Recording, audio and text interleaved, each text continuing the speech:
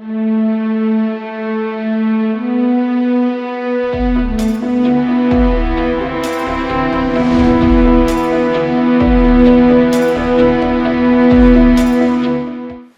Of Islam நேயர்களுக்கு பல்வேறு ஆளுமைகளை அவர்களுடைய பணிகளின் சிறப்புகள் குறித்து தொடர்ச்சியாக மக்களுக்கு கொண்டு சேர்த்து கொண்டிருக்கின்றோம். அந்த வகையில் இன்றைக்கு நம்மோடு இணைந்திருப்பவர் பொறியாளர் சீதாராமன். இவர் குவைத் நாட்டில் ஒரு தொழிற்சாலையில் தலைமை பொறியாளராக பணி செய்வதோடு அங்கிருக்கும் பல்வேறு மக்களுக்கு அவர்களுடைய தேவைகளுக்கு ஏற்ப பல நற்பணிகளை செய்து வருகிறார். இதில் நாம் இவருடைய சிறப்பு என்று நாம் கருதுவது என்னவென்று சொன்னால், வெளிநாடுகளுக்கு செல்பவர் பொருளீட்டுகின்ற ஒரு நோக்கத்தோடு செல்கின்றவர்கள் ஏதோ ஒரு பொழுதுபோக்கிற்காக ஒரு சில நற்பணிகள் என்று செய்து கொண்டு வருகின்ற ஒரு செயலைத்தான் நாம் எல்லாம் பார்த்து கொண்டிருப்போம். ஆனால் இவர் அதை எதையும் பெரிதாக விளம்பரப்படுத்தாமல் நம்முடைய நாட்டில், அதுவும் நம்முடைய தமிழ் மண்ணில் எது போன்ற சமூக பணிகளை எல்லாம் நாம் செய்து வருகிறோமோ அந்த பணிகளை வேறொரு நாட்டில் மிக சிறப்போடு செய்வதோடு அதை பெரிதாக விளம்பரம் இன்றியும் செய்து வருகிறார். அவருடைய பணிகள் குறித்து நாம் அவருடைய நேர்காணலாக அவரை சந்திக்கணும். ஐயா வணக்கம். ஐயா வணக்கம். ஐயா நன்றி. உங்களை போன்றவர்களை சந்திப்பதில் எங்களுடைய சேனல் உண்மையிலே பெருமை கொள்கிறது. ஐயா, உங்களுடைய பற்றி, உங்களுடைய சுய விவரங்களை பற்றி எங்களோட நேர்களுக்கு சொல்லுங்கள். ஐயா, ஆக்சுவலாக நான் வந்து 91 குவைத்துக்கு வந்தேன். சரி. நான் வந்து வெளிநாட்டுக்கு போய் வேலை செய்யணுங்கிற இதெல்லாம் இல்லை.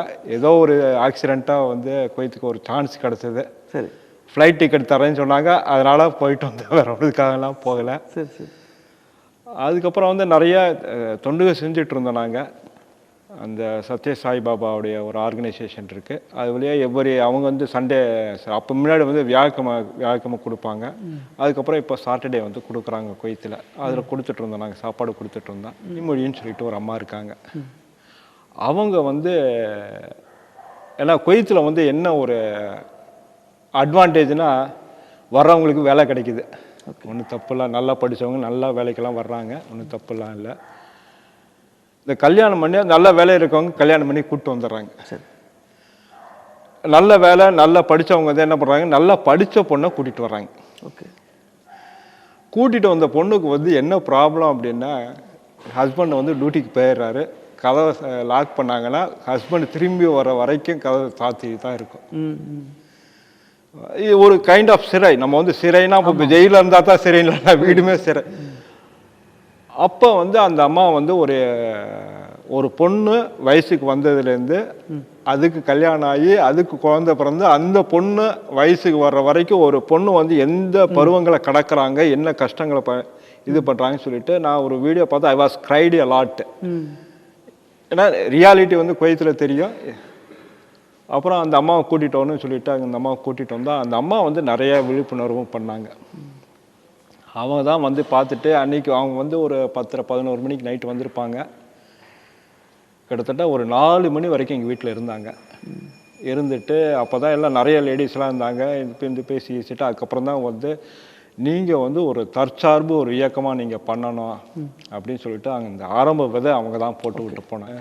இப்போ பொதுவாக வந்து நம்ம நாட்டில் உள்ள பகுதியில் வந்து இந்த மாதிரி உணவுக்கு வந்து கஷ்டப்படுறவங்க நிறைய இருக்காங்க. பொதுவான ஒரு 2வது உணவுக்கு நிறைய இருக்குது. இங்கே வந்து வாங்குறவங்க ஆட்கள் இருக்காங்க. இது வந்து ஒரு ரிலேட்டிவ்லி ஒரு பணக்கார நாடுங்கிறத ஒரு இமேஜ் தான் இருக்குது. அந்த நாட்டில் நீங்கள் அங்கே போய் பண்ணுறீங்கன்னா அதுக்கு என்ன அது தேவை என்ன வந்ததுங்கிறத தெரிஞ்சுக்கலாமா? அதாவது தேவை அப்படின்னா அங்கே உள்ள இப்போ நாங்கள் கொடுக்குற இடம் எல்லாமே வந்து பார்த்திங்கன்னா லேபர் கேம்ப்பு.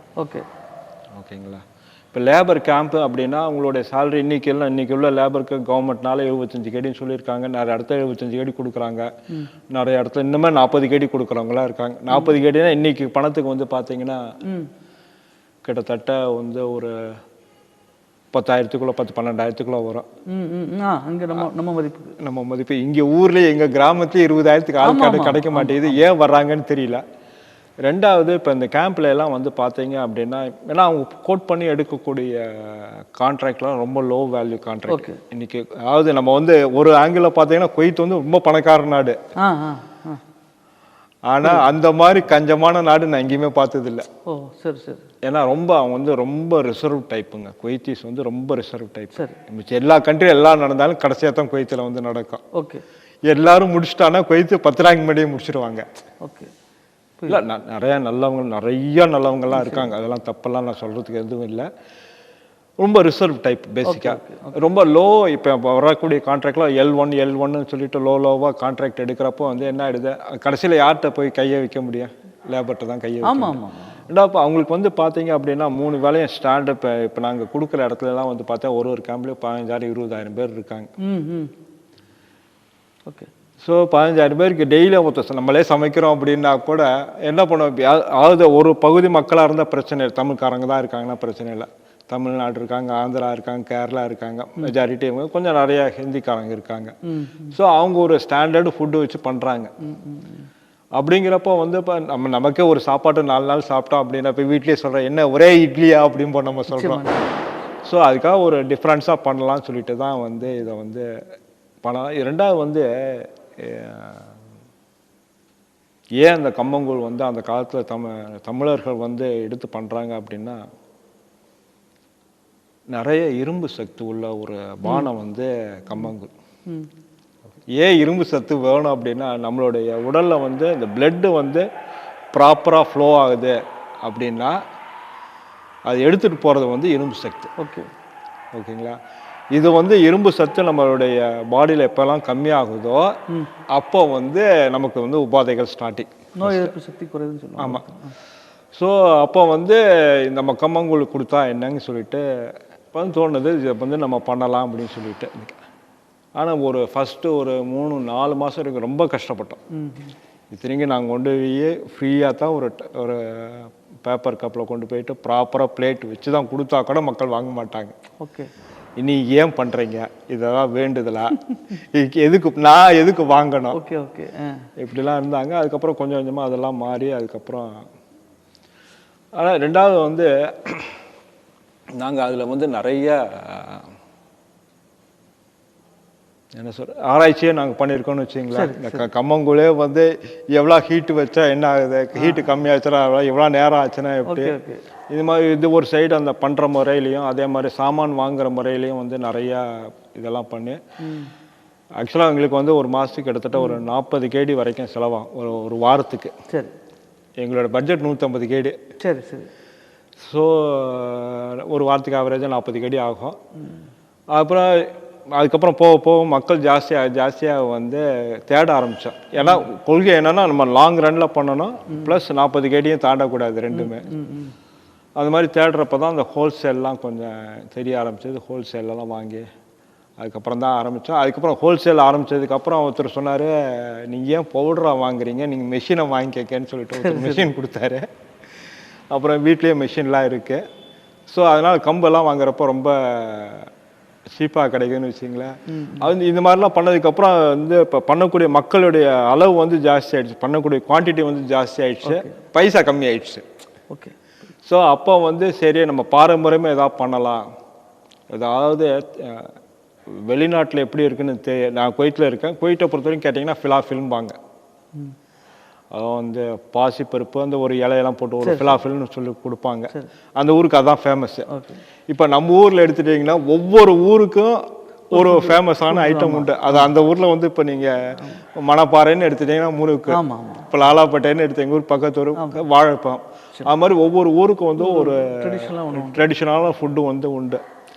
சரி அந்த மாதிரி ட்ரெடிஷ்னலான ஃபுட்டு நம்ம வந்து கொடுக்கலாம் அப்படி, ஏன்னா நம்மள்கிட்ட பைசா இருக்குது. சரி அப்படின்னு சொல்லிட்டு தான் இந்த 2வது ஐட்டம் வந்து ஸ்டார்ட் பண்ணி, அதாவது சாப்பாடை வந்து எடுத்துகிட்டு போகிறதுங்கிறது வந்து ரொம்ப ஒரு குற்றமான இது குவைத்தை பொறுத்த வரைக்கும். அதாவது நம்ம வந்து சேல்ஸோ இல்லை சர்வீஸ் எதாக இருந்தாலும் ஃபுட்டு வந்து டிரான்ஸ்போர்ட் பண்ண இப்போ யார் பண்ணலான்னா அதுக்குன்னு லைசன்ஸ் இருக்கவங்க அதுக்குன்னு இந்த மெடிக்கல் சர்டிஃபிகேட் இருக்கவங்க தான் பண்ண முடியும், வேறு எல்லாரும் பண்ண முடியாது. ஸோ நாங்கள் பிக்கப்பில் தான் எடுத்துகிட்டு போவோம்.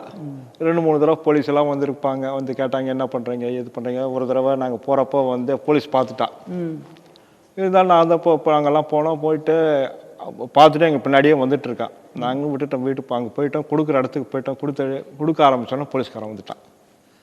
போலீஸ்காரன் வந்து தடப்படலாம் இறங்கி, நீ என்ன பண்ணுற, ஏது பண்ணுற, வியாபாரம் பண்ணக்கூடாது, அதை பண்ண.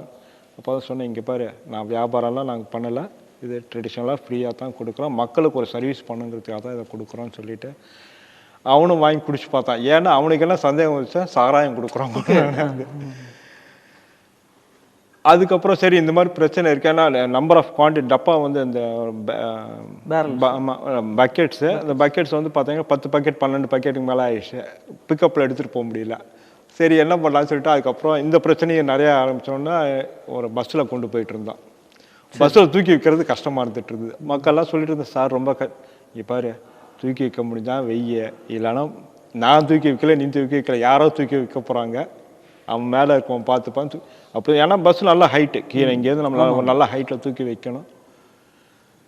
சரி எதாவது பண்ணணும், எதாம பண்ணுறங்கிறப்ப தான் வந்து அந்த அங்கே அந்த குளோபல் டெக்னாலஜின்னு சொல்லிட்டு இந்த நெட்வொர்க்கிங் கம்பெனி வச்சுருக்காரு சார் ராமதாஸ்ன்னு சொல்லிட்டு, நீங்கள் கேள்விப்பட்டிருப்பீங்க.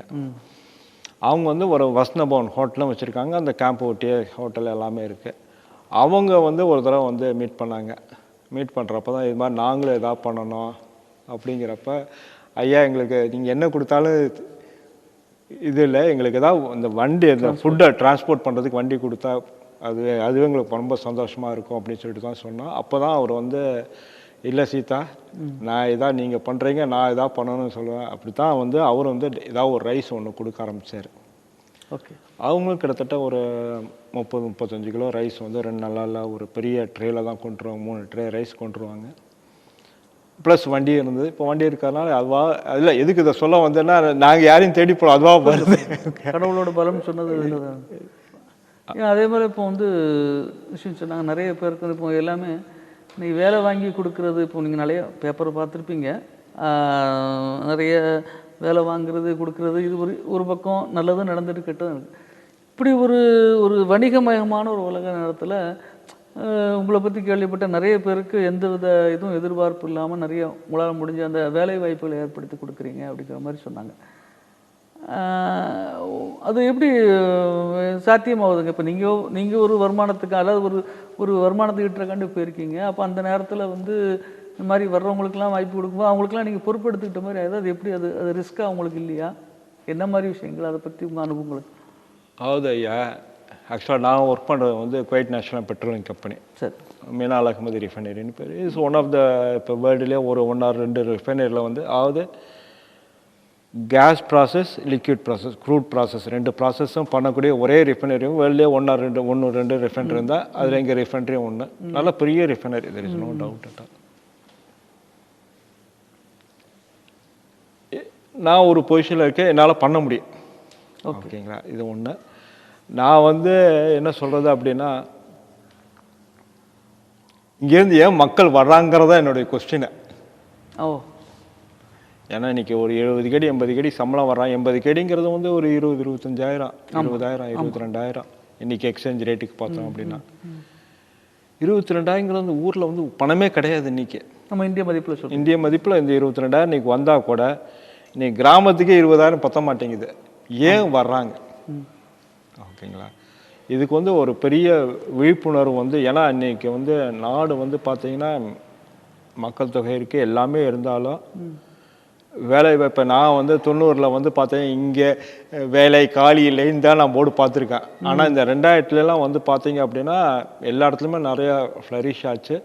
இப்போலாம் வந்து ஆள் தேவைங்கிறாங்க. இங்கே 15-20,000 வந்து தர்றாங்க. எதுக்கு வர்றாங்கன்னு எனக்கு தெரியல. இது வந்து நிறையா இப்போ நான் வரவங்கள்ட்டெல்லாம் சொல்லுவேன், ஒரு 450 கேடி 500 கேடி கம்மியாக சம்பளம் இல்லைன்னா வராத.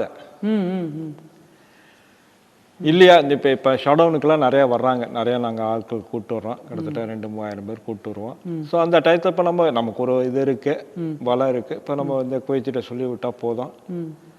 அவங்க வந்து சீதா எங்கே சீதா கையெழுத்து போடணும் தான் கேட்பாங்க ஜென்ரலாக. ஒன்றும் அதிகம் ஒன்றும் கேட்க மாட்டாங்கன்னு வச்சிங்களேன்.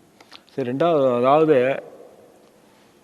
குவைட்டிஸோட இருக்கக்கூடிய ஒரு நல்ல குணம் என்ன அப்படின்னா, ஒன்ஸ் நம்பிட்டாங்கன்னா, ஓகே, நீங்கள் எங்கே சொன்னாலும் எதையும் செய்வாங்க. எந்த லெவலுக்கு போகணுனாலும் அந்த லெவலுக்கு நம்பிக்கை வந்து அவருக்கு அதுக்கு பேரியர் இல்லை. அதுக்கு பேரியரே கிடையாது. பட் நல்லா ஹெல்ப் பண்ணக்கூடியவங்க. நாங்கள் ஒரே இடத்துல இருக்கோம். ஸோ அதனால் ரிஃபைனரி ஸோ அதெல்லாம் சொன்னால் செய்வாங்கன்னு வச்சிங்களேன். இது நம்ம பொதுவாக ஒரு இமேஜ் ஒன்று இருக்குது. பொதுவாக அது இருக்குது, அது நீங்கள் தான் சொல்லணும். அது ஒரு ஒரு குறிப்பிட்ட மதத்தை பின்பற்ற பெரும்பான்மையாக இருக்கக்கூடிய ஒரு நாடு, அந்த மதத்தை சார்ந்தவங்களுக்கு தான் அதிகமான வாய்ப்புகள் வழங்கப்படும் அப்படின்னு ஒரு பொதுவான புரிதல் குறிப்பாக இந்தியா மாதிரி எங்கள் பகுதியில் இருக்குது. அது உண்மையா? நிச்சயமாக உண்மை இல்லை. இல்லை இல்லை. அதாவது இதெல்லாம் என்னன்னா, இப்போ நம்ம வந்து ஒரு இடத்துக்கு போகிறோம், நீங்கள் நம்ம தமிழில் பேசணும்னா நமக்கு ஒரு பாசம் இருக்கும். ஆமாம், அது ஒரு பர்சன்டேஜ் தான். இயற்கை. அது இப்போ எல்லாருமே வந்து ஒரு 50 மார்க் கொடுக்குறாங்கன்னா தமிழ்காரனா ஒரு 52 மார்க் கொடுப்பான். மக்கள் என்ன பண்ணுவாங்க, இந்த 50ல இந்த 52ங்கிற பெருசானா ஒன்றும் கிடையாது, 2 மார்க்கு தான். இதைத்தான் வந்து ஊதி ஊதி பெருசாக்குறாங்க வழியா. பட் ஜென்ரலாக வந்து அந்த மாதிரி வந்து எனக்கு தெரிஞ்சு வந்து குவைத்தில் வந்து கிடையாதுங்க, கிடையாது. இங்கேருந்து வரவங்களுக்கு வந்து நீங்கள் ஒரு அழகான அறிவுரை சொன்னீங்க. இது என்ன இவ்வளோ கேடி இருந்தால் தான் இது அறிஞர் சொல்லி. இப்போ இங்கே வரவங்க வந்து நிறைய பேர் வந்து ஏதோ ஏனோ தானோன்னு ஏஜென்ட்டுகளை நம்பி ஏமாந்து நிறைய அங்கே போய் 10 நாளில் கூட என்ன பண்ணுறாங்க, நாங்கள் திரும்ப வரணுங்கிறோம். இப்போ உங்களுக்கு நீண்ட அனுபவம் இருக்குது, நிறைய பேர் வேலைக்கு எடுத்துருக்கீங்க. இங்கே இருந்து ஒருத்தவங்க அது ஆண்களோ இல்லை படிப்பெண்களுக்கு வரவங்கன்னா என்ன ஃபாலோ பண்ணணும்?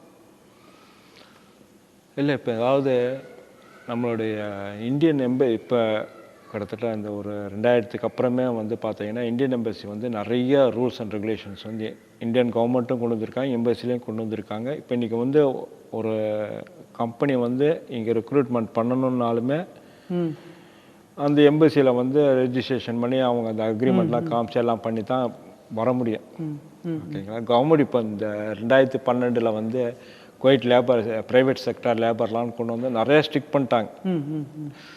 நிறைய ஸ்ட்ரிக் பண்ணி அதை கம்பெனிஸை ஃபாலோ பண்ண வச்சு எல்லாம் பண்ணி இப்போ தான் அவங்களுக்கு வந்து புரியுது நமக்கு நஷ்டங்கிறது வந்து புரிய ஆரம்பிச்சது. அந்த ப்ரைவேட் செக்டர் லேபர்லாலே நிறைய பைபாஸ் பண்ணணும், வெளியிலேருந்து வரணும் அப்படிங்கிற மாதிரி இப்போ தான் நினைக்க ஆரம்பிச்சிருக்காங்க.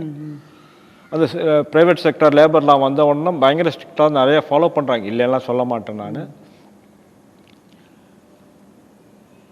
மக்கள் வந்து ஃபர்ஸ்ட் ஆஃப் ஆல் நான் இங்கே வேலை பார்க்குறதுக்கு ரெடியாக இருக்கணுங்க. அதாவது எனக்கு திருக்குறளில் வந்து ரொம்ப திருக்குறள்ங்கிறது வந்து ஒரு பொக்கிஷம், அதுக்கு மேலே எனக்கு சொல்கிறதுக்கு வார்த்தை இல்லை. அதில் ரொம்ப பிடிச்சது வந்து என்ன அப்படின்னா, கற்க கசடற கற்பவை கற்றபின் நிற்க அதற்கு தக.